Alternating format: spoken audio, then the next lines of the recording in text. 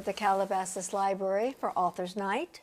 I'm Karen Foley, your host, and our guest is William Knoedelseder, who wrote the book Bitter Brew. Bitter Brew. It is the rise and fall of the Anheuser-Busch family, and they're called America's King of Beers. And I was telling Bill before we started this interview that when I first looked at the book, I said, oh, well, I'll never get through this book. It's about beer. It's about baseball. I don't drink beer. I don't watch baseball. But from the minute I picked it up, I could not put it down. It was better than a TV learning channel reality show. It was better than a Family Feud program. It was a fascinating look at a very renowned family and all their travails. I'd like to know something about you. You live here in the area. I do. I'm from St. Louis originally. I grew up in St. Louis, born and raised in St. Louis. So born and raised on beer. Well, not on beer, although I did major in Budweiser in college. It was a special 7-year undergraduate program. So I grew up steeped in the lore of Anheuser-Busch and the Clydesdales and the Cardinals baseball. It was the story of St. Louis. You can't separate the story of St. Louis from the story of the Anheuser-Busch brewery and the family. They're one and the same. And if you grow up in St. Louis, especially when I did, the Busch family was sort of like part of your story. You knew it. You grew up knowing it, knowing at least the public parts of it. So it was always a book that I wanted to do all my life, kind of. Have you been writing all your life? Well, yeah, since I left St. Louis in 1976 because there were no writing jobs in St. Louis. If you wanted to be a writer, you couldn't write for the Globe, the Post-Dispatch newspaper because they had a hiring freeze on it. So, I could do PR writing jobs. If I wanted to be a writer, I had to move, so I did. I came out here instead. But St. Louis has always remained my emotional home. My family lives there, and I still root for the Cardinals and not the Dodgers. Okay, sorry. Wow. Yeah. But you've written a lot of books. Do you write anything in addition to books? What other? No, that's it. Now I was a LA Times reporter for quite a long time, and then I was in television for an equally long time, 12 years at each. So I did news. I've been a news person since I left St. Louis, and after television sort of winded down, at least for me, I started writing books because I had one that my first book did well enough that I thought, well, I could do this for a living. And I liked doing it since I was an investigative reporter, and I like writing long-form stories. So that's what I did. And then this opportunity came up, and I just jumped at it, to write this book. Can you describe some of the other books you've written? My first book was called Stiffed, and it was a true story of MCA, the music business, and the mafia, and it grew out of something. I covered the music business for the LA Times financial section for a number of years, and I uncovered a story that eventually became the book. It had to do with organized crime infiltration of the record industry, and so I uncovered this sort of deal that was an unsavory deal that ended up, there was like 5 grand jury investigations and across the country into this sort of scandal that happened. And from there, I wrote a book called In Eddie's Name, which was about a murder of a teenager in Philadelphia where I went to work. True story? True story. They're always been nonfiction. And then when I was at the LA Times, when I was a young reporter, one of my first jobs was I was assigned to cover the comedy club scene in Los Angeles in the late 70s. And my job was to just see what's going on there because it was sort of happening. And my editor assigned me that. And I always loved comics. So that was a period of time when Letterman and Leno and Richard Lewis and Robin Williams were all like in their 20s, and America didn't know who they were, but they were working locally here in town and starting to get jobs. So I was covering that, and something happened. There was an event that took place having to do with a strike at the Comedy Store where they all worked that I wrote about back then. And then 30 years later, I'm sitting there one day reading the LA Times, and there's an obit about one of the comics named George George Miller, who was Letterman's best friend and a source of mine back when I covered this. And I got to know all the comics. We were all the same age. I was their reporter, you know. So that's how they looked at it. And so I went to his. It said there was a public memorial for him at this comedy club. And I thought, wow, I wonder if all the guys will come back. It was on a Sunday afternoon, so I went over to the just to see it, see if they were all there. And I walked in, and sure enough, they were all there. We were all middle aged now, you know, a little heavier, thinner hair, and all that. But they were all there, and they all got up to talk about George, the guy that died.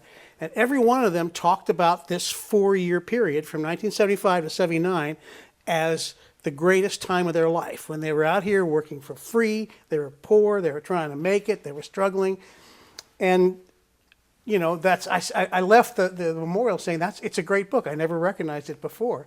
So I wrote a book called I'm Dying Up Here, about that particular time and when they were all young, and this event that took place that affected them all the rest of their lives and that they all remember, sort of a tragedy that happened to one of their members. So that was my third book, and then after that was this one. What made you pick this theme, this family, this subject? The Bush family? Yes. Well, you know, I had always wanted to do it because I remember when I first came out here to L.A. in the 1980s, early 80s, Dallas was the #1 show on television, and I thought there'd be a great, you know, TV series in a family, you know, that owns a brewery and a baseball team in St. Louis. And I was going to do a kind of a fictionalized version of it, and I couldn't sell it because nobody thought it was as sexy as beer or sexy as oil in Dallas, so I couldn't do it. And then somebody wrote a book about the Bush family like 20-some years ago, and I was like, that was my chance.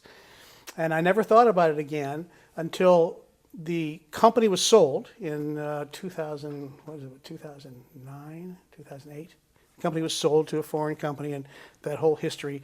And all of a sudden, it seemed like there was an end to the story. There was a beginning and a middle and an end, finally. And I was in St. Louis promoting the book about the comedians and doing some appearances and talking to radio people and all that. And someone introduced me to Adolphus Busch IV, who was the great-grandson, or the great-grandson of the founder of Anheuser-Busch. And we got to talking, and he asked me if I would be interested in writing a book about his family.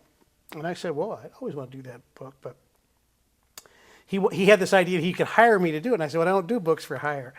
He said, well, how would it work? I said, well, you tell me everything, and it's my book. I get to do whatever I want, and you don't have any editorial control. And he thought about it. He said, okay. And so he was the first person in 5 generations of the family who was willing to talk to the media about what had happened inside the family, what it was like. If you were in St. Louis, you always heard about what happened to the family, okay? And there was a lot of scandals and there was a lot of stuff that happened.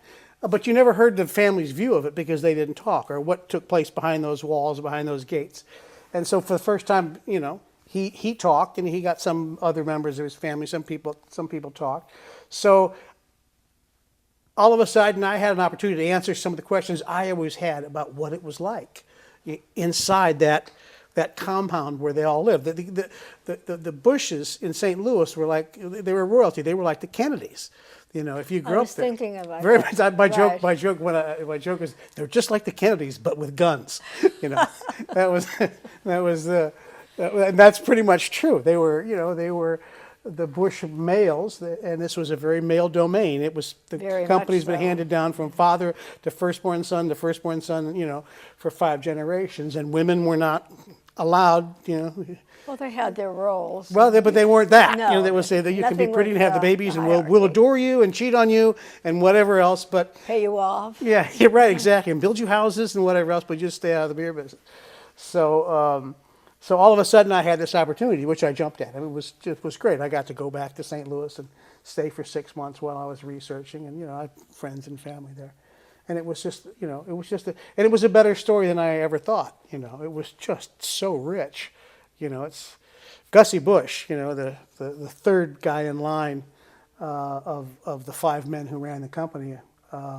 He was just a gift to a writer. You just don't find characters like that. Well, every time one left the scene, I think, well, this is probably most dynamic guy there is in the family, though. Then another one comes on with even more tales to tell, more intrigue, more interest. So how did the family started where, and how did they move Well, here? Adolphus Busch, the founder of the company, he came to America in 1857, and he was part of the huge German immigration that came here after the 1840s, and then millions of them showed up. And the Germans, they weren't like that. They didn't come the way the Irish did, or a lot of the English immigrants. They came. They had some money because they were fleeing a social revolution in their country, and they came with money, and they had money to invest. They weren't poor.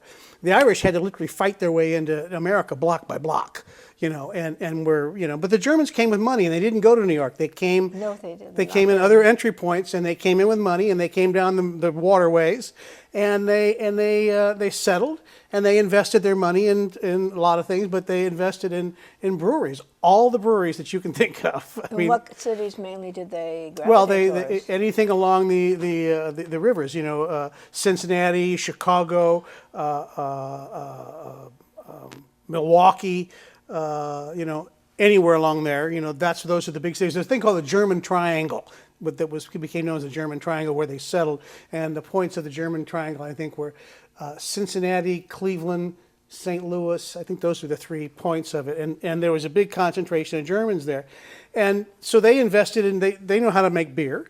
And America was not a beer drinking country then. We drank whiskey. That's what Americans drank. But Germans didn't drink whiskey, they drank beer. So there were so many of them coming in, they made beer for themselves. And they made a particular kind of beer. The Germans made a different kind of beer than the English did. And it was the German beer that caught on in America. It was a lighter, drier kind of beer that required aging. But they started building breweries. And Adolphus, he came up the Mississippi River from New Orleans, and stepped off the boat in St. Louis, and there was like 30. This is 1857. There were already 30 to 40 breweries operating in St. Louis in 1857. How did they all make it? Or Well, didn't because beer brewing was hyper local. It was a neighborhood thing. Your beer you couldn't. It didn't last, so you had to get rid of it quickly. Your market was however far you could carry it on a horse-drawn wagon in a day.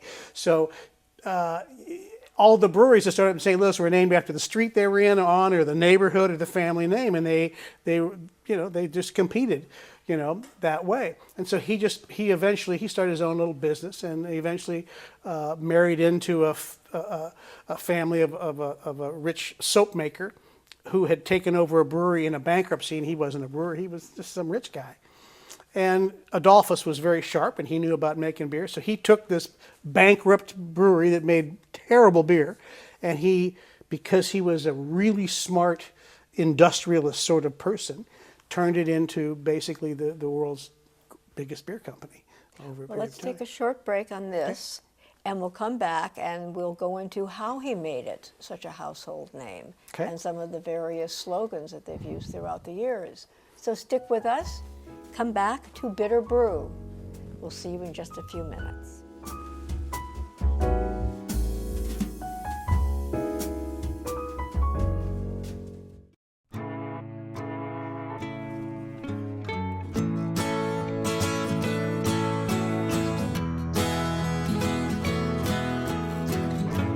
Wake the sun, tell him that I've begun to dream of things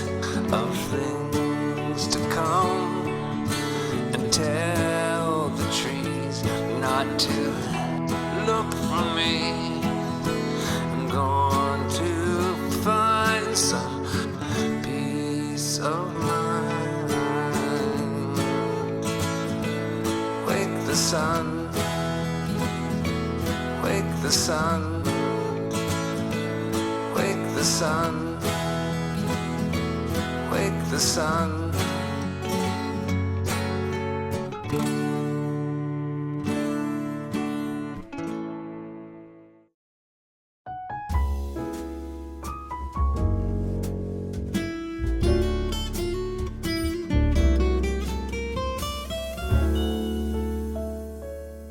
back. Authors Night, Bill Knoedelseder, and how Anheuser-Busch became the #1 beer company at that time, and how they made it big from a local brewery in the neighborhood throughout the country. Well, the main thing that happened was that Adolphus Busch, who was a young guy at the time, he was really, really bright, and he had read up about pasteurization. No one had pasteurized beer. He read that they were starting to pasteurize wine. So he got the idea of, let's try to pasteurize beer. And he was the first person to pasteurize beer. And what he found was it didn't change the taste, okay? It meant that you could store it and keep it and ship it further than anybody else. And all of a sudden, he had the capability, because he pasteurized it and put it in bottles, to ship his beer not just outside the neighborhood and outside the city, but outside the state, outside the region. And that broke everything wide open. And he started making so much money, he established the first national brand of beer. And he also he was a proponent of what's now called vertical integration. Okay, he poured all his money back into all the attendant things that you needed to be in the brewery business. He bought a railroad. He started making the cars that carried his beer to the markets. He invested in a bottling company so that he owned the bottles. He basically owned everything that went into it. He bought a couple coal mines across the river to fuel his plants. Now, nobody did this. They were all just making beer. So because he was an industrialist more than a brewer, they became the most successful by far. There wasn't even a close second at the time by the turn of the of 1900. He was also had a good gift for promotion and how to. It's hard to put. He had a sense of American myths, even though he was an immigrant and had a very heavy accent and was very sort of old world sort of guy. He did this amazing thing. Aside from the two big things he did were, the pasteurization, and then this is just amazing.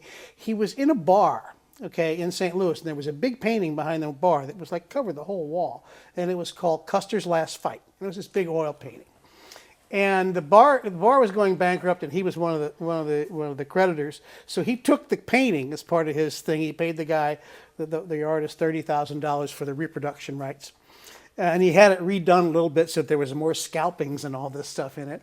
And he had this idea. What he did was he had prints made of it. And he distributed it everywhere that Budweiser was sold. And it was just basically a picture of this sort of incorrect picture of how people thought the Battle of Little Bighorn went down, with Custer with his blonde hair flying and his saber, and surrounded by all the Indians. Very dashing. Yes, yes, very dashing. It didn't happen that way, but it was the myth was always go with the myth. And he distributed this picture to every place that Budweiser was sent, and it didn't say anything. It didn't say anything about a beer. There was no bottle of beer anywhere. It said nothing, except at the bottom it just said Anheuser-Busch, St. Louis, Missouri, at the bottom of the picture. And this became like the most popular painting in America. At every bar, everybody wanted this picture. And it was a masterpiece of associative advertising. This was only 10 years after the event took place. He took a piece of American mythology and he made it into pop culture. Into his own, and to promote his own beer, and it was very famous. And by that time, the turn of the century, they were on top, and they were it. But they faced some big problems. They faced prohibition was coming. Okay, there was a big prohibition movement, and Adolphus didn't live to see that. He predicted if that would happen, it would be the ruination of the world. I mean, he told the press that would ruin the whole world. And the other thing was World War I and a lot of anti-German sentiment, which almost, knocked them out of the box. All in the first 15 years of the 20th century. They had World War I, they had Prohibition, which happened in 1913. And they managed to weather both those things, even though he died of cirrhosis of the liver, not surprisingly. But his son took over and got them through that, and managed to keep the brewery open, even though you couldn't, their product had been outlawed. It was now against the law. They had no product. But what they did was they pivoted and they made all the products that went into beer. They made yeast. They became the number one yeast seller in the country. They made all these products, and it turns out that and they knew this was going on, but they turned out to be the big bootleg supplier. They supplied all the parts so that all the people would buy them, and they wouldn't make the beer, but they'd sell all the stuff that people made the beer with. They were a bootleg supply business, and he managed to keep 2,000 people working in St. Louis at the brewery when everybody was out of work and the whole business was shut down for 13 years, and but that helped them in the end because it killed off all the competition. Most breweries, there were probably at one time 3,000 breweries in the United States prior to Prohibition. Like 100 of them were able to get back up on their feet and start going again after Prohibition, and nobody was in a position to challenge Anheuser-Busch for quite some time. So and his son, August Anheuser-Busch, his son, Adolphus's son, the names are very confusing. You have to have a chart. I was saying, I looked for a chart in the all, book to see who was right, who after a while. Yeah, right. It's hard. His son, he was a different sort of character. He wasn't quite the industrialist, but he saved the company and kept it going all the way through Prohibition. He died of a whole bunch of physical ailments that he was in very bad health the last couple of years of his life, all of which can be caused or exacerbated by alcoholism. So the chances are that was involved in it somehow. They were a pretty heavy drinking group of people. And he ended up committing suicide up in his upstairs bedroom. He shot himself in the heart. Well, he didn't. He actually didn't. He tried to shoot himself in the heart, but he missed. So it was a long, agonizing death on the bed with his family watching in about 1934. And then eventually, his son, August Anheuser-Busch, the one known as Gussy, took over. And that's when the whole saga got even more interesting, because Gussy was this amazing character he's the guy who put beer and baseball together. He's the guy I was going to ask you, when did they buy the team, the sports team? 1953, he was offered a chance to buy the St. Louis Cardinals. And now he didn't care about baseball at all. It was a venue for his sell beer. Exactly. It was like he was going to, the stadium was being a big tavern in the sun. And he wanted to be known as a great benefactor of the community as well. Well, I don't think that had even occurred to him. He did want to be. Yeah, you're right about that. He did want to be the guy who saved the Cardinals. That's as far as he thought about it, and also have a place where you could sell beer to a captive audience in the 100-degree heat. He liked that idea. He also knew that the broadcast rights to the Cardinals were valuable, because the Cardinals at the time in 1953 they were only second to the Yankees in terms of how successful they'd been, but they had a bigger audience than the Yankees, because they were the furthest west and south franchise of major baseball. So if you lived in Oklahoma, Kentucky, Minnesota, all these places, all around Middle America and all that, you were a Cardinals fan because they were the closest you could get. People from Kentucky would flood into the games. So he made this purchase because it was for sale. He made this purchase, and it turned out to be smarter than he ever imagined. And he became a celebrity overnight. He didn't count on that. If you're a brewer, you can be a millionaire brewer, and you weren't a celebrity. But when you became the owner of a baseball team in the 50s, all the sports writers came to you to talk to you. And Gussy was outrageous and outspoken and crude and funny and charismatic and amiable. They must have loved him. Oh my God, you couldn't get enough of him, and you couldn't print half of what he said. But it didn't make a difference because you got the point. He had an opinion about everything, and he was not afraid to share it with anyone. And so he was this bright red, passionate character. And the other thing he did, of course, was he is the guy who introduced the Clydesdales to America. I mean, before Gussy Busch bought a string of horses to use as promotional hook them up to a red wagon, paint the red wagon up again, and use it as a promotional device. Clydesdales were basically just mud-splattered, farm animals, big, large draft horses. There wasn't anything special about them other than their potential, I guess. They hauled peat and coal and timber and stuff like that in Europe. But Gussy made him into a noble breed, probably the most beloved, strain of horses, that there are. at least in America. And that was all because of his passion for them. He raised them, he coddled them, he enriched the breed, and probably knew every one of them by name. I mean, because he named them. Well, I love those commercials the during commercials. Super Bowl. Yeah, they're great. They're beautiful. Yeah, right. So that all, but see that became part of the promotional, and aspect of that was sort of part of the company's DNA handed down from Adolphus. It's somehow they had a sense of how to tell a story that was bigger than just a beer. They always knew how to do that. Whatever years or whatever phase the company was in, the people in charge were able to tell a story that was more than about the product. It was about America. They latched on to that always, and they understood it, and that's how they sold the beer. And that's kind of, when I started doing the book, I realized that this was a story about America. It was a way to tell 150 years of American history through this beer company that everyone knows, and these 5 crazy guys that ran it for 150 years, so. What I found fascinating was all these slogans that I remember from years ago. This Bud's for You, Spuds McKenzie, which has an article about him in the New Yorker. Last edition of the New Yorker, somebody wrote us kind of a spoof on it, all about Spuds McKenzie. So people don't forget these logos, these iconic advertising slogans. Who thought of that?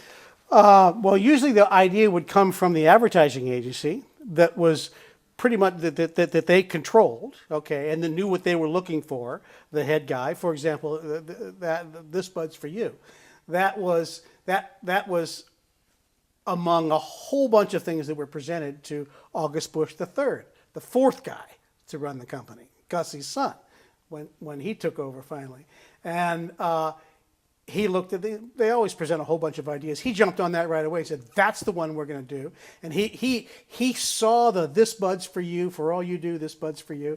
He saw that instantly as something they could build on for years. And they did. They kept that. The reason you know that is that was the exclusive thing they said about themselves for, 10, 12 years. That was it.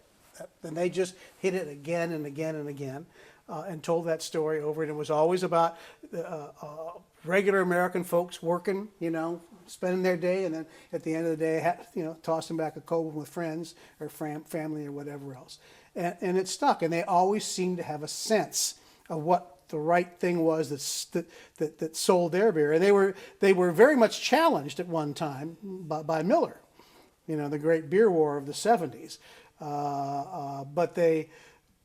But they beat them in that too. I mean, they came back and they had all the money, and it was like they spent them in the ground, and they bought up every sponsorship of every sports thing. That was the thing that August III did that built on what his father did. Gussy bought the baseball team, and he made beer and baseball together. But what his son didn't care about baseball that much. But what August III did, the way he built on it, was he made Anheuser-Busch, and particularly Budweiser and Bud Light, synonymous with American sports.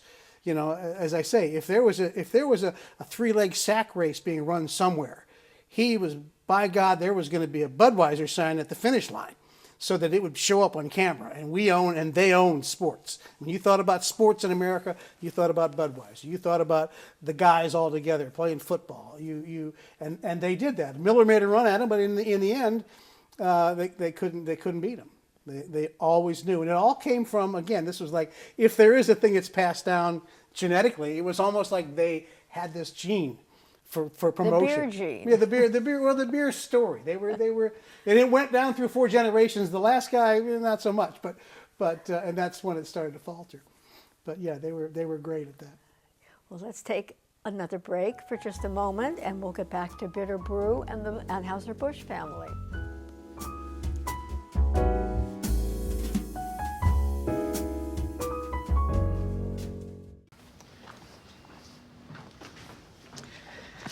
All right. I know this isn't any fun to talk about, but we should. Okay, so who's gonna do what? I'll pack the dead batteries. Great. I'll only put what I don't need into a duffel bag. Perfect. That's totally unhelpful. No problem. Meanwhile, I will try to comfort everyone by speaking in a calm voice. And I'll try to get the generator going without any gas. Oh, let's not forget the cell phones, which probably won't work. Right. And who is going to handle supplies? I can forget to do a list for us. Thanks, pal. Well, I think we couldn't be any less prepared. I'm proud of you guys. Talk to your kids about who to call, where to meet, what to pack. Visit ready.gov/kids for tips and information.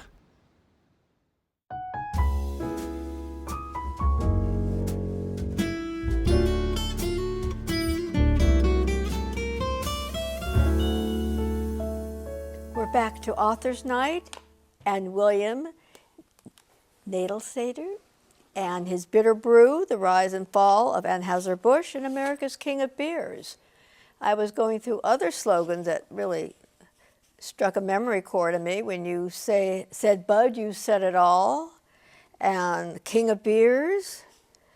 And best of all, I remember reading in the book where they did follow trends.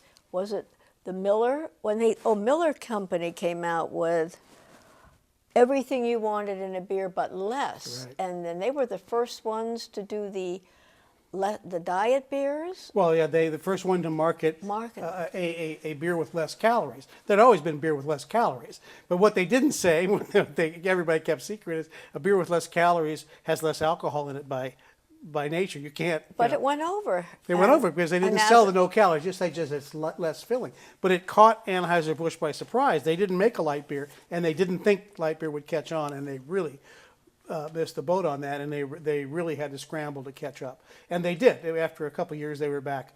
They never lost their number one position to Miller, but they eventually vanquished Miller. But it cost them $1 billion. But the advertising world loved it because they were Miller and Anheuser-Busch battled one another in television ads, and prices of ads and production values and everything went up, and Super Bowl ads for years. I remember the Avis and Hertz rent-a-car thing. Exactly Same like thing. that. Everyone loved to see who was making, Yep. and they liked the underdog. Right, exactly. People loved the underdog. Exactly, and everybody loved Miller for a while. They were David against the big Goliath, but a Goliath won in this case. What is their position now in beer throughout the country? Well, they're part of a bigger thing. I mean, they were bought Didn't they by. sell to another entity? Yeah, they were sold to a foreign entity, a company that called InBev, which was basically controlled by three Brazilian multimillionaires. They owned like the Walmart of Brazil, and what they did was in the late '80s and early '90s, I guess it was. No, it was 2001, 2002. They started buying up old, big, struggling breweries, like 600-year-old breweries in Europe, and so 4 years before they bought Anheuser-Busch, they didn't even exist. There wasn't such a company. But what they did was they bought up all these little companies and all of a sudden controlled enough that they could actually make a bid, to buy Anheuser-Busch against its will. No one saw that coming. Another big mistake. Because Anheuser-Busch had always been too big to think that anyone could take it over. But the beer business changed. Now, were they the same group that closed all the theme parks throughout most of the theme parks? Well, they sold off. What happened was the theme parks. They were a big entity. They were almost like Disneyland, you say? Well, they were second to Disney in the theme park world. It all started with Gussy, the guy who introduced the Clydesdales and baseball. He also had this passion for exotic birds, and he started building outside his breweries these parks that people could sit in after they toured the brewery, and they could sit among these beautiful birds of paradise and sip free beer afterwards, and it was all promotion. And it worked because it really did promote their beer, but it was very expensive. And he had them at the brewery in Florida. He had one at the brewery in Houston. They have one in St. Louis. They have quite a display there.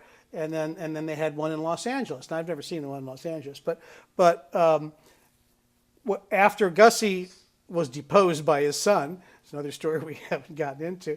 And then after they were bought by this other company, they started selling. They had to borrow so much money to buy Anheuser-Busch, these foreign people, this foreign concern, that they then had to sell off parts of it to pay down what they borrowed. And that happens commonly. So what they sold off, first thing they sold off was the theme parks division, which was a huge thing. I can't remember what it was like. It's worth I don't know, 9, 10, 15 billion dollars at that time. And I don't remember the number exactly, but that's what happened. So they probably still have them. They have one in Virginia, which is the big one. But the other ones at the brewery sites, they don't support those anymore. I don't think they're very diminished. They're not like they were back in the day that everybody remembers when, you could go take the tour and then sit there and drink beer for hours in these beautiful settings. It wasn't like that anymore. Nowadays, I've noticed that beer has achieved a status of its own. It's in the same league as fine wines. People gravitate towards a very good beer. And even in New York City, there's something called either Babies and Beer or Beer and Babies, where they get together and the moms or dads sit around and have an afternoon or evening, and they drink the beer, and of course the babies drink the milk. But it's an excuse to get together and sample new beers and fine beers, and it's become quite a selective drink of choice. Anywhere you go now, you can see beer on just about every table, along with a glass of wine. In the 21st century, the big change has been toward the craft beer, which is the small brewery, small batch, artisanal beers, done in all kinds of different ways. Usually they're not lager beers like Anheuser-Busch made with Budweiser, different kind of beer, and it's little companies that do it, and that's become the rage among younger people. That it's altogether they are a fairly good chunk of the beer business, but it's really not nearly it's not really threatening the big beer companies, because between Miller and Anheuser-Busch or InBev, which owns Anheuser-Busch, they're still selling like 80% of the beer between those two companies. So and they're not really in the craft. What they will do is they will buy some of the craft beer, Put their name companies, yeah, right, and they'll own it and they'll co-opt them and all that. But that is true, that beer is now a different thing. But when I talk about this though, because I run into young people all the time when I'm giving talks, they go, Budweiser, oh God, they just can't believe that anybody would ever drink that swill and blah blah blah, and it's funny, but I always tell them, I said, the story of Anheuser-Busch is the ultimate success story of a craft brewery. I mean, That's right. That's how it started come on, they started as a neighborhood brewery. This is every craft brewer's dream, is to become the world's beer company. And that's what they did.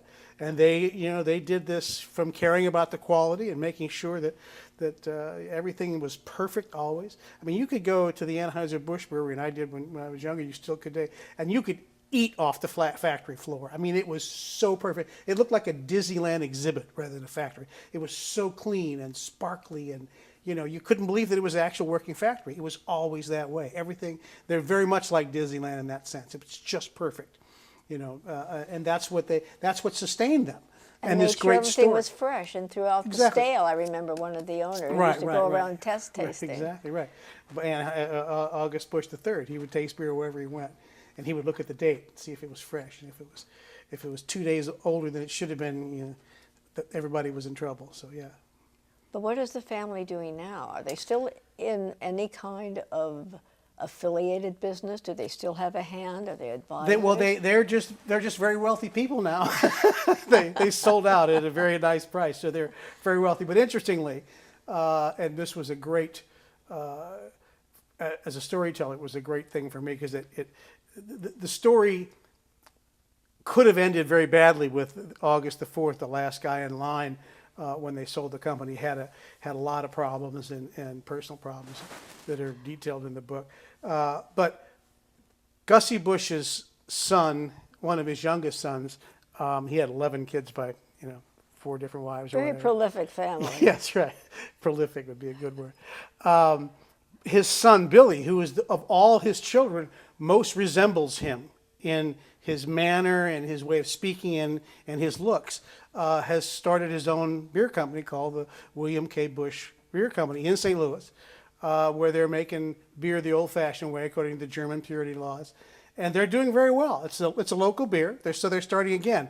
150 years later, the Bush family, one member of the Bush family, the great-great grandson of the founder, is starting again from scratch with the new beer company. So that was sort of a good little up from the ashes sort of thing for me to end the book on. And as far as I can tell, they're doing well. You know, they're becoming popular.